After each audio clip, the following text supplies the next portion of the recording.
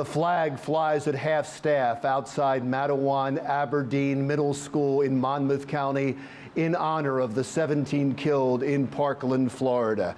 And as usual during school hours, this place is locked up tight.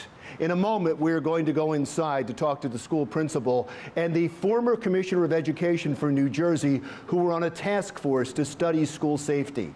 Hi, I'm Larry Menti, and this is a special edition of Jersey Matters. We're going to look at the issue of school safety from several angles.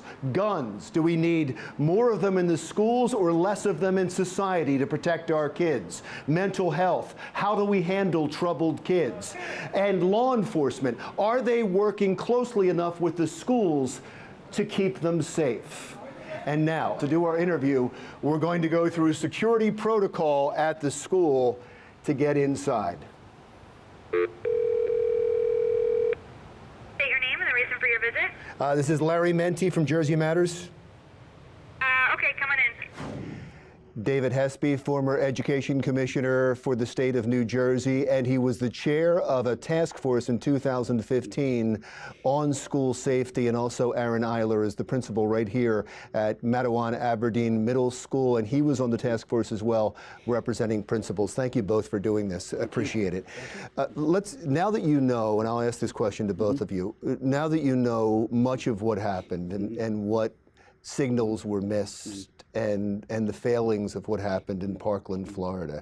You look at that, could that have happened here?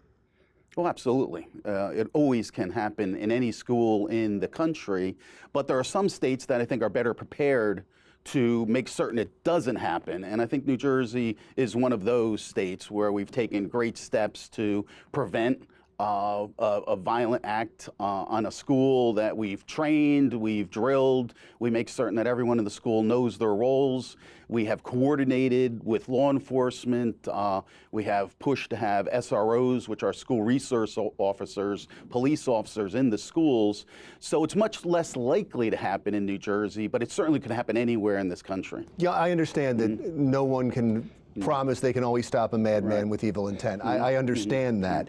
But I'm talking specifically about what happened there. Specifically the fact that he had signs of mental illness and wasn't treated, and that he was expelled from the school, and that they visited his home so many times, and that wasn't shared with the school district. Are those same flaws here, and can we learn from what happened there? My feeling is that yes, it can happen anywhere, just as just the same way it happened there? It could, and I think that it's actually a failed logic for anyone to assume that it couldn't happen somewhere. Because one of the things, you know, as Commissioner Hespe was running through the different things New Jersey does, we are very proactive here. We do a lot of things. I believe that communication between law enforcement and school districts in New Jersey, I have not met a principal yet who has not told me they don't have great communication with their local law enforcement. And those are things that allow for you to take the steps necessary to minimize the opportunity or minimize the chances of things happening in New Jersey like what happened in Florida. But for anyone to sit and say, no, that couldn't happen here, I really think they're already starting to drop the ball because they're making an assumption that they can control somebody else's behavior, and that's not possible. I guess the question is, and the reason I'm a little perplexed by your answer is because again, I give you that if somebody wanted to do something, they could do something.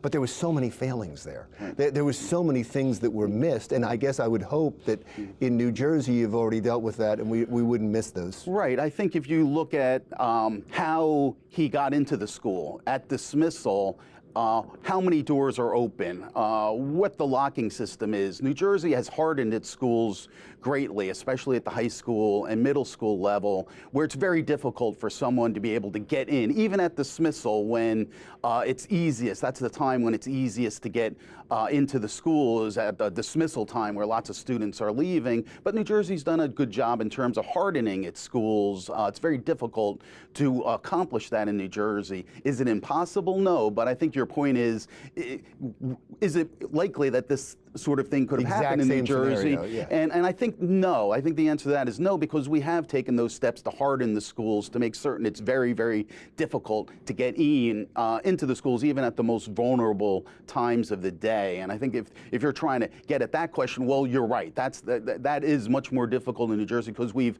looked at those issues. Where is it easiest for someone to get into the schools? Are the cafeteria workers keeping the doors open in the morning for deliveries?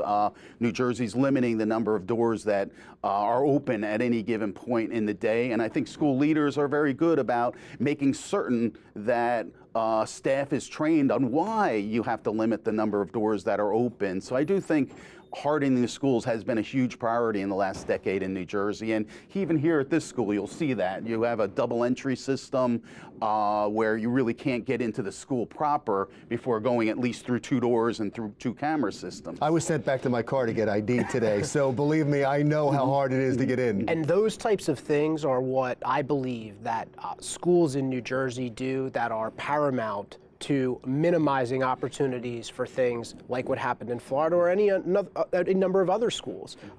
Former Commissioner Hespe mentioned about receiving doors and looking for areas that are often soft targets that can be exploited by people who want to do bad things. And I think that in New Jersey, we've put a lot of regulations in play, a lot of precautions in play, and quite frankly, there are trainings run up and down the state of New Jersey teaching administrators and reinforcing to administrators the importance of these smaller elements they need to pay attention to increase the overall safety and security of their school. Oh, no, and let me compliment both of you because I've heard from several people in law enforcement that they believe and that they're proud of what has been done in New Jersey, and they believe if you're not the pinnacle, you're close to it in the country when it comes to school safety. And I want to get to your task force and the recommendations in a minute, but I want to stay on Parkland for just one other moment because something happened there that I, not being an educator, wouldn't key in on, but other educators have, and that's the fact that they expelled this kid. Mm-hmm.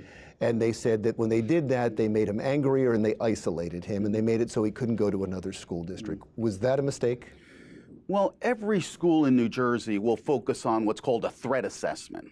You want to constantly review what the students are thinking and acting in your school and determining do they pose a threat to that school environment. It's been a theme. It was a theme in the task force report that we need to be vigilant. We need to make these threat assessments. And then we just don't want to label a kid. We want to help that child. We want to get them into an intervention program. Our whole bullying world, all of the prevention and training that go into anti-bullying would be equally applicable in this situation. Oftentimes students who are bullied will become threats to the school community, and so focusing on that whole intervention and prevention, including mental health threat assessments as well.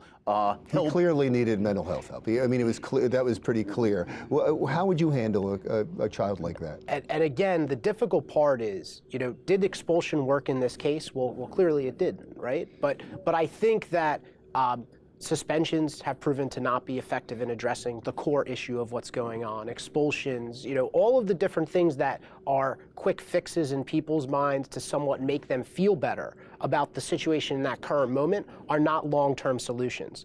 One of the things in New Jersey that I think we should really pride ourselves on is the amount of support services that we offer to students that allow for them to go through different threat assessments, the different mental health providers that we can refer people to in the state. Because that's not going to catch every single individual problem, but we definitely have a great amount of resources in New Jersey that allow for our students to get help, and we have a great trained staff and a lot of regulations that require certain trainings that allow for them to see nuances and things in kids that allow for them to reach out and get help. Now, we haven't dealt with the task force yet, and I want to get to that. I want to find out what the specific recommendations are and if you were both satisfied that they have all been adhered to. When Jersey Matters continues with former Commissioner David Hespe and Principal Aaron Eyler right after this.